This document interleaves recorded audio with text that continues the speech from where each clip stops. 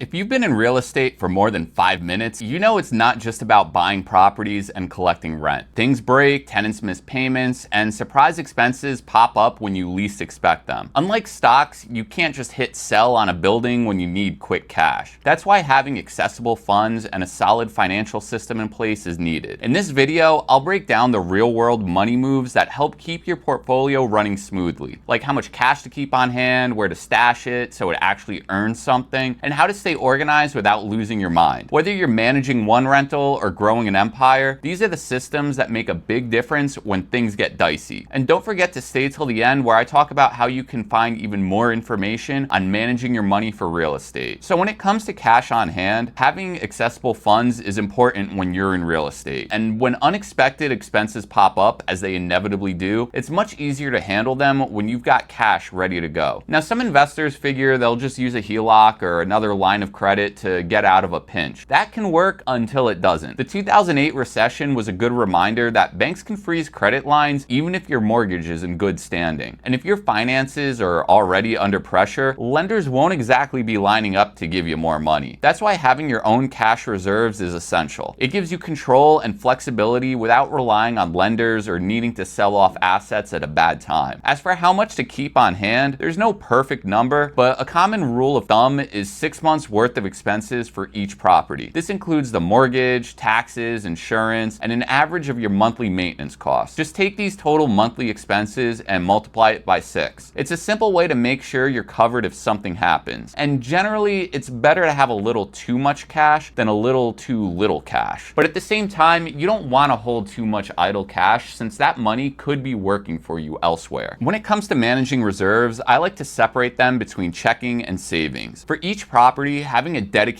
checking account can make life a lot easier. It simplifies bookkeeping and gives you a clear picture of how each property is performing. Trying to manage everything through one account becomes messy fast as your portfolio grows. The checking account is where I keep about 2 to 3 months worth of expenses for each property. It's used for regular payments like the mortgage, insurance, and minor repairs. Having that cushion means I don't need to move money around if a tenant pays late or a repair pops up. Since checking accounts don't earn much interest, I don't keep all my money here. I move any excess reserves above the 2 to 3 months of expenses into higher yield options that still offer some level of quick access to my money. High yield savings accounts, or HYSAs for short, are one of the easiest options. They earn better interest than a regular savings account, and the funds are still accessible. Just be aware that business HYSAs often pay a bit less than personal ones, so it's worth shopping around. If you want to get a little more out of your reserves, you could look into money market funds, certificates of deposits, treasury bills, or municipal bonds if you're in a higher tax bracket. These options offer higher yields with relatively low risk, especially if you're holding these for a known future expense. However, if you try to get out of a certificate of deposit, treasury bill, or municipal bond early, you might come out with less than what you put in, or more depending on how the market goes. But generally, you don't want to sell these early. Now, if you know a big repair or replacement is coming, like a roof or HVAC system, it's smart to start planning early. Major components have fairly predictable lifespans. For example, asphalt shingle roofs, they usually last 15 to 25 years depending on climate, while commercial tar and gravel roofs go about 20 to 25 years. AC units, they can last for 15 to 20 years with good maintenance, but they wear out faster in heat-heavy regions. And furnaces, they range from 15 to 30 years depending on whether they're gas or electric. There's also hot water heaters, which typically last 8 to 12 years if they're tank models, or up to 20 years if they're tankless and well maintained. And finally, even parking lots have lifespans. Asphalt lasts 20 to 30 years, while concrete lasts up to 50, and gravel, well, it's cheaper up front, but needs way more frequent care. Planning for these capital expenditures is pretty straightforward. One strategy that works well is buying bonds that mature around the time you'll need the money. So if you expect to replace a roof in 2030, you could start buying bonds that pay you back in 2028, just so the funds are available well before you think you'll need them. Accurate bookkeeping is another cornerstone of good real estate management. It keeps you organized, helps you make smart decisions, and ensures you're ready when tax season rolls around. Real estate often shows paper losses thanks to depreciation, even when your cash flow is strong. So clean records are important. In the beginning, a simple spreadsheet might be enough. That's how I started. So I had 2 columns for income and expenses with a running list of dates, amounts, and categories based off of IRS Schedule E. So for example, mortgage interest, interest, cleaning, and management fees. But as your portfolio grows, spreadsheets can get unwieldy. At that point, accounting software designed for real estate like Stessa or Quicken can save you a ton of time. These tools can automate transaction imports, split mortgage payments between interest and principal, categorize expenses, and even collect rent. They make it much easier to keep everything accurate and up to date. Tracking interest properly is especially important, since only the interest portion of a mortgage is tax deductible. And because the amount of money going towards principal and the amount going towards interest changes every month, manually calculating that split can get old real fast. Software handles this in the background and helps avoid mistakes. Another way to stretch your dollars is by using rewards programs. Real estate comes with plenty of regular expenses like materials, maintenance, travel, so why not earn a little something back? Business credit cards like the Amex Blue Business Cash, which provides 2% back on the first $50,000 spent annually, or the US Bank Business Triple Cash for 3% back on gas, dining, and phone services. These cards can add up quickly. Lowe's and Home Depot also offer business credit cards with cash back, and they also offer special pricing promos, which are great if you're regularly buying supplies. Sometimes these business cards or pricing discounts even offer promotional financing, like 6 to 24 months with no interest. If used responsibly, these can be a great way to handle larger repair projects or renovations without tapping into your reserves right away. In summary, owning and managing real estate involves ongoing costs, but with careful planning, you can avoid relying solely on credit. By maintaining a 6-month reserve for property expenses, utilizing bonds to save for large capital expenditures and purchases, and automating your bookkeeping, you'll have the financial flexibility to manage most situations. Additionally, taking advantage of cashback rewards and financing can help you maximize your savings and improve your bottom line. For more insights and strategies on optimizing your cash for your rentals, check out my ebook, Financial Planning for Real Estate, that's linked in the description. And if you found this video insightful, don't forget to like and subscribe. All right, thanks for watching, and I'll see you next time.